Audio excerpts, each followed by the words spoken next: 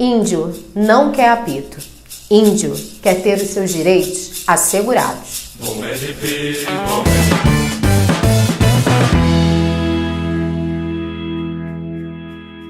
Alô bonitão, alô bonitona, sejam muito bem-vindos ao Agora Disserte. Eu sou o seu professor de Geografia, professor Lúcio Brandão, e hoje o nosso tema é falar sobre os direitos dos indígenas. Então, deixa o seu like, se inscreve no canal, porque dá um maior trabalho fazer esse vídeo, a gente faz especialmente para você. Belezinha? Então vamos lá ao nosso tema. Vamos falar um pouquinho sobre isso. Primeiro a gente vai tentar entender, através do gráfico que eu vou botar na tela agora para você, sobre a evolução dos povos indígenas em termos de quantitativos. Você pode observar que em 1500, onde você tinha 100% dos indígenas, vem diminuindo isso gradativamente ao longo dos anos. E na parte direita da sua tela você consegue ver o gráfico que mostra a diminuição por área, a do interior e do litoral. E a gente consegue perceber também que no litoral a diminuição dos indígenas foi muito maior do que no interior do Brasil, Eles estão mais localizados para o interior. A parte litorânea do Brasil foi aquela mais ocupada densamente ao longo dos anos pelos colonizadores, pelos vários povos que ali se desenvolveram depois da chegada dos portugueses. Ao total, são 305 etnias diferentes indígenas. São mais de 274 línguas faladas diferentes pelos indígenas. E mais de 17,5% não falam o português ainda hoje. Os povos indígenas estão principalmente localizados na região norte do Brasil, 37,4% estão na região norte. O restante se espraia entre as outras regiões do país. Ao longo de muito tempo, os indígenas não foram respeitados dentro da sua cultura, dentro do seu espaço, até que em 73 surgiu a Lei 6.001, conhecida como Estatuto dos Indígenas, que vai garantir diversos direitos a eles.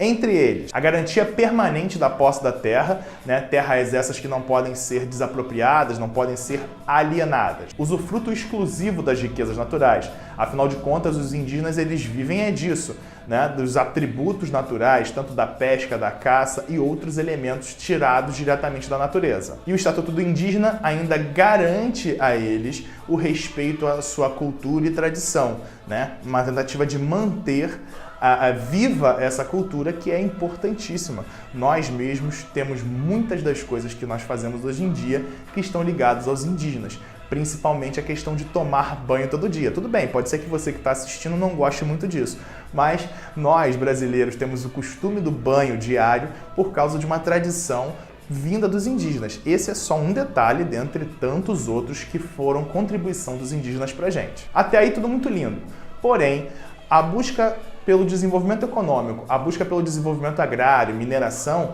vem fazendo com que esses direitos indígenas não venham sendo respeitados adequadamente. Como exemplo, eu vou botar essa matéria para você aí, na tela, do Jornalistas Livres, que fala sobre o ataque à aldeia. Povo Guarani do Morro dos Cavalos pede socorro. A comunidade foi atacada a tiros na madrugada de domingo, depois de no feriado de finados, a mãe de um líder indígena ter sido barbaramente esfaqueada.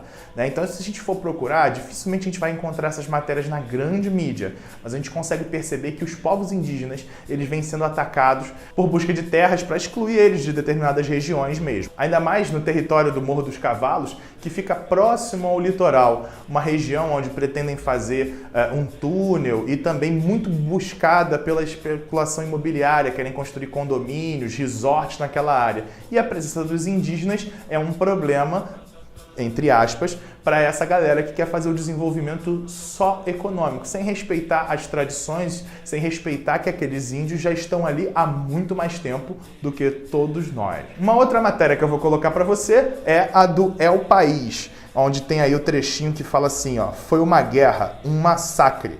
Indígenas do Guarani Kaiowá ocuparam 5 fazendas em disputa no Mato Grosso do Sul e entraram em confronto com fazendeiros. Um índio foi morto por tiro. Os índios eles reivindicam essa terra desde 1990. Eles foram excluídos daquela região, onde foram construídas 5 fazendas, sendo 3 delas para a criação de gado, E eles foram excluídos dali e resolveram tentar ocupar essa região. E muitas das guerras acontecem entre indígenas e agricultores, por causa dos agricultores tentando expandir os seus espaços, as suas áreas. Essa terra está em litígio para reconhecimento como terra indígena. Enquanto isso, esses índios são desalocados, mandados para outros pontos para que se instale ali o poder do agronegócio, da produção bovina e tantos outros empreendimentos que se pretende para a área. E quando a gente acha que é só um privilégio do poder privado invadir áreas indígenas, a gente percebe que não é bem assim. Uma das grandes discussões que a gente tem tido hoje em dia é a hidrelétrica de Belo Monte, né? Então eu botei aí uma matéria para você do Globo Natureza, onde indígenas do Xingu mostram os impactos de Belo Monte sobre o seu cotidiano, né? Belo Monte é a terceira maior hidrelétrica do mundo, produz 10% de toda a energia elétrica do Brasil. Ela é enorme, importantíssima, até porque o Brasil, a sua maior matriz energética é a hídrica, através das suas hidrelétricas. Porém, ela fica ali no rio Xingu, no estado do Pará, região onde você vai ter muitos indígenas. Lembra que a gente falou que a região norte é aquela que abriga maior número de indígenas? Pois é. E esses indígenas, eles têm uma ligação muito grande com o rio.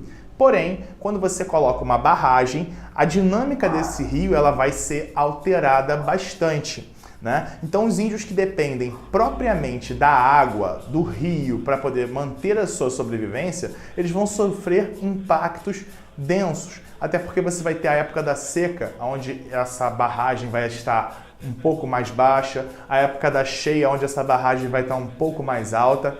E, inclusive, os próprios índios da região, eles falam que lá eles sobrevivem através das suas canoas, né? E quando você muda a dinâmica do rio, você passa por cima do respeito a esses povos indígenas, povos tradicionais, que vivem e têm, por lei, o direito de ocupar aquela região e de viver daquele meio ambiente que o cerca. Pode-se dizer que o Brasil, sem dúvida, é um país que tem ótimas leis, tanto indígenas quanto ambientais, mas, como de costume no Brasil, ficam somente nas leis. Não existe fiscalização, não existe um meio de proteção a esses povos nativos, não existe respeito a esses povos, muitos deles que ainda não tiveram nem contato com um contato mais próximo com os homens brancos, entre aspas, né? Então a gente precisa pensar como respeitar, como proteger esses povos cheios de cultura, diversas línguas, etnias. Como que a gente faz para diminuir esse desrespeito, já que a gente conseguiu diminuir dos 100% para 0,26% dos povos indígenas? Como a gente vai manter isso? Mas aí eu pergunto para você que está nos assistindo, como a gente pode fazer para solucionar o problema dos indígenas? Esse debate ele não precisa terminar aqui, a gente pode continuar discutindo sobre isso aqui embaixo nos comentários. Então deixe o seu comentário, o que você acha? Como a gente pode fazer? Você acha que os indígenas devem ser protegidos? Não deve? O seu comentário ele é fundamental para a gente. Mas eu vou precisar de ajuda para buscar soluções para esse caso. Por isso, eu vou chamar a professora Sabrina Oliveira. Até a próxima! Fala, queridinho! Tudo na paz? Olha quem chegou! Eu mesma, a professora Sabrina Oliveira, para encher o seu coraçãozinho de quê? De muito amor. Mas também para problematizar, para continuar debatendo com você esse tema que é tão importante, que é os direitos da população indígena. O professor Lúcio já levantou para você as várias questões e nós vamos juntos construir esse texto. Para começar, a nossa já costumeira, já conhecida, tempestade de ideias. Dessa vez, eu fui ainda mais objetiva e selecionei 2 pontos muito importantes da fala do professor Lúcio.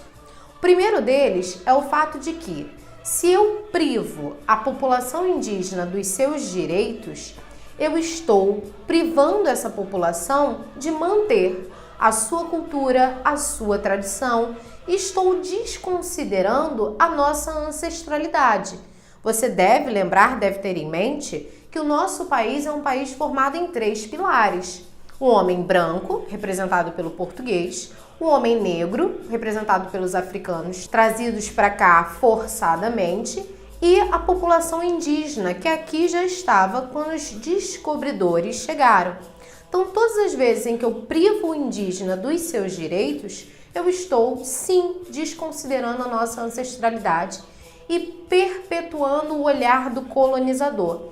E aí, pelas suas aulas de história, você deve se lembrar que quando os portugueses aqui chegaram, tinham como princípio civilizar os índios. O que significa isso? Aculturá-los, deixá-los longe da sua cultura original. Então, todas as vezes em que eu perpetuo essa ideia, eu estou perpetuando o olhar do colonizador, o que é um ponto bastante problemático. Segundo ponto, que tem a ver com a privação de direitos, é o fato de que no Brasil a gente tem áreas reservadas para a população indígena. Áreas essas nas quais eles já estavam quando o homem branco aqui chegou e que por isso foram mantidas sob a tutela deles. Hoje, embora essas áreas sejam demarcadas, como disse o professor Lúcio, e embora haja uma legislação até eficiente quanto a isso, essa demarcação não é respeitada. E como não é respeitada, os índios são muitas vezes forçados a entrarem em conflitos pela terra que na verdade é deles. Então quero que você pense no seu texto sobre esses dois pontos. E considerando esses dois pontos, eu trouxe para você uma contextualização e uma tese. Vamos ver? O Brasil vai ficar rico, vamos faturar 1 milhão quando vendermos todas as almas dos nossos índios num leilão. Esses versos do Legião Urbana retratam a pouca importância dada à população indígena, desde dificuldade em manter sua cultura e tradição até disputas territoriais. Os índios enfrentam inúmeras dificuldades, o que torna urgente a discussão sobre os direitos dessa população. Quero que você repare aí que eu utilizei uma contextualização cultural, eu me utilizei de uma música da conhecida banda Legião Urbana para poder fazer menção ao meu tema, que é a população indígena, os direitos da população indígena. E no segundo momento eu me posicionei. Eu disse que essa população tem tanto dificuldades para manter a sua cultura, quanto dificuldades para manter o seu lar, a terra em que ela habita. Esses dois pontos, que foram os que nós levantamos anteriormente, é que tornam urgente a gente precisar discutir sobre os direitos da população indígena. Mas não basta discutir sobre os direitos dessa população.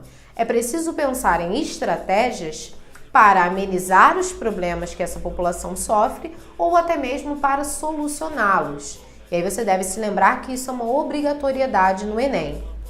Trouxe então para você 3 propostas de intervenção. A primeira, é claro, tendo como agente o próprio governo. O governo deve garantir a proteção dos nativos, inclusive com a ampliação das medidas já adotadas pela FUNAI, que é a Fundação Nacional do Índio. É a fundação que aqui no Brasil vai regular os direitos dos indígenas. O governo também deve intensificar a fiscalização em torno da demarcação das terras indígenas.